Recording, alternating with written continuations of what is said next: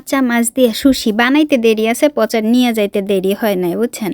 আর এই যে কাঁচা মাছ, র ফিশ, স্যালমন মাছ যে সুশি কইরা দিছি, কি মজা কইরাই খাইতেছে। পচা মাছ খায় না, কিন্তু দেখেন কাঁচা মাছগুলা খায়, হের বাপেও খাইতেছে।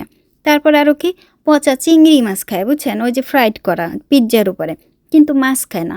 মাছ ভাজা করলে, মাছ রান্না করলে পচা ঘরেই থাকতে চায় না, মাছের একটা অন্যরকম যে গন্ধ আছে সেই গন্ধের জন্য। তাহলে এই যে সুশি যে আমি তৈরি করি, এতে কি কোনো গন্ধ আছে? দেখেন খুব সহজে সুশি কিভাবে তৈরি করবেন। ভাত নেবেন, হালকা একটু ভিনেগার নেবেন, যেটুকু ভাত নেবেন ঠিক স্বাদ মতো সিজনিং সল্ট নেবেন। ভালো করে ভাতটা মাখায় এরকম দলা দলা করবেন, ছোট্ট ছোট্ট নেবেন, লম্বা লম্বা দলা দলা করবেন, একটু চাপা দিয়ে চ্যাপটা করে রাখবেন। এখন ভাতের উপরে দিতে হবে ওয়াসাবি বা হসাবি, আমরা বলি হসাবি। এই যে ঝাল, প্রচুর ঝাল, এইটা একটু করে দিয়ে দেবেন। আপনি এটা কাঠি দিয়ে দিতে পারেন, একটু সুন্দর লাগবে দেখতে। তা আমি কিন্তু যে সুশিগুলো কাইটে রাখছি, এই সুশিতে কিন্তু কোনো গন্ধ নেই মাছগুলোতে। মানে এই মাছগুলো হচ্ছে সমুদ্রের বিশেষ মাছ। সব মাছ দিয়ে কিন্তু সুশি খায় না, সব মাছ কিন্তু কাঁচা খায় না। এই কাঁচা খাওয়া বা সুশি খাওয়ার মাছগুলোই আলাদা। ভাত তো রেডি, মাছ উঠাই দিলে খাওয়া হয়ে যায়। পচা চলে আসছে, নিজেই করে নিল নিজেরটা।